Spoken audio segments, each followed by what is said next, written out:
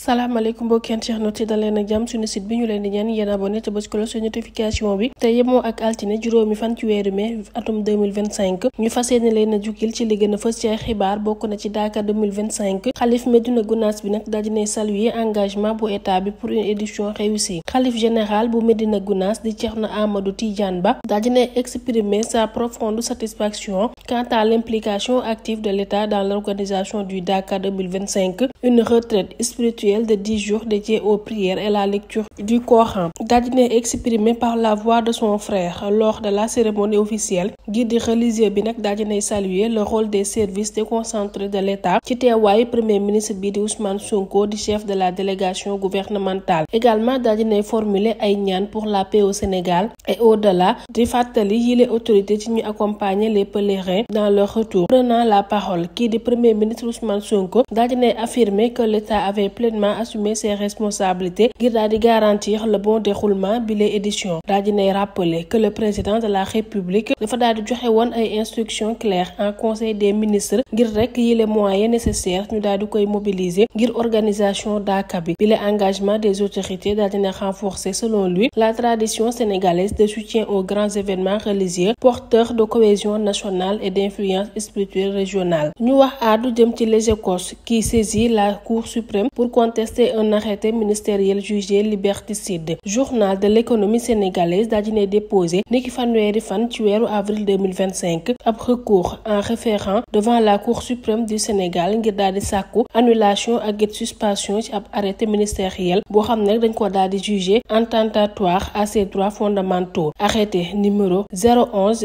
059 MCTN ministère bi daal di koy jëloon ministère de la communication daal di koy jëloon niki le 22 avril 2025 di inscrire ci prolongement d'un précédent texte réglementaire de juillet 2024 instaurant une plateforme d'identification des entreprises de presse assistée de ses avocats. Les Écosses daal dinay affirmer que bi la mesure administrative daal dina constituer ab atteinte grave et illégale à la liberté de la presse en contradiction avec l'article 85 de la loi organique sur la Cour suprême. ci requêtam journal bi daal dinay fournir ay documents yu bëri mu di ay documents justificatifs ngir daal di soutenir sa légitimité en tant qu'entreprise de presse dont les pièces fiscales et administratives ainsi qu'un procès-verbal de notification adressé à l'agent judiciaire de l'État. S'appuyant sur l'urgence de la situation yile avocat daal dinañuy sàkku ci juge des référés ci mu statuer waat ci ab délai de 48 heures et n'exclut pas de futures actions judiciaires pour protéger les intérêts de la publication. ñu wax àddu jëm ci mbirum Seydi Gassama mi nga xam ne dafa daal di réclamer ay comptes pour le fil de Macky Sall. Nul n'est au-dessus de la loi. Invité de l'émission Jury du dimanche sur iRadio moom Seydi Gassama di directeur exécutif d'Amnesty International Sénégal daal dinay plaider pour une justice équitable dans le cadre de la reddition des comptes di évoquer explicitement le fils de l'ancien président Macky Sall. Selon lui bépp nit boo xam ne dafa daal di lié à la gestion du pouvoir même sans fonction officielle dañ ko war a daal di déglu si des soupçons existent. Il a notamment souligné importance répondre sans crainte ni faveur citant le cas de Karim Wade comme précédent. moom Gassama nag daal dinay saluer la posture exemplaire de Léopold Sédar Senghor dont le fils était tenu à l'écart de la gestion étatique mu di ab attitude boo xam ne daf ko daal di invité yi le dirigeant ci ñu méditer daal dina préciser que le fils de Macky Sall ne devrait pas redouter une éventuelle convocation judiciaire à condition que ses droits fondamentaux soient scrupuleusement respectés. Assise économique, l'État et l'UNACOIS Yeesal unis pour une souveraineté économique sénégalaise. Ministre de l'hydraulique et de l'assainissement de Cheikh Tidiane Dièye daal dina officiellement lancé niki samedi la 3e édition des assises de l'économie nationale et du commerce ñu organisé ko par l'Union nationale des commerçants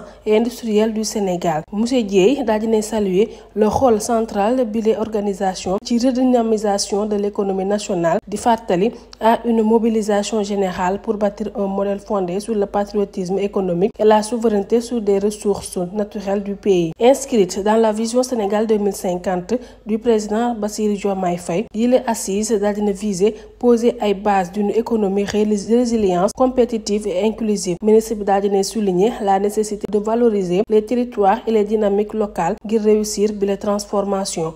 Il les travaux nag daal dina réunir les 14 délégations régionales de l'UNACOIS Yeesal et leurs recommandations sont vivement attendues par les plus hautes autorités de l'État. Ba léegi ñu daal di wax àddu jëm sport africain. Les Lions de plage visent le podium mondial. La balle prépare ses finales 8 à Pretoria. L'équipe nationale sénégalaise de beach soccer daal dina brillamment validé son ticket pour les quarts de finale de la Coupe du monde aux Seychelles après 2 victoires convaincantes face à l'Espagne puis Tahiti, mené 3-1 face aux Tahitiens. Les Lions de plage daal dinañuy démontrer leur résilience grâce à des doublés de Mamadou Sylla et Mamadou Diagne et des buts de Seydina Gadiaga et Ousseynou Faye. Déjà éliminé au stade des poules en 2024, les champions d'Afrique dañoo daal di viser désormais sur place sur le podium. Le sélectionneur Oumar Ngalla Sylla daal dinañ koy féliciter de la force mentale de ses joueurs et de leur engagement physique tout en appelant à rester vigilant avant le dernier match de poule contre le Chili. Sur les parquets de Dakar Arena, la conférence Sahara de la Basketball Africa League a vu l'Union sportive monastirienne et Petro de Luanda décrocher leur qualification pour les finales 8 de la compétition. Monastir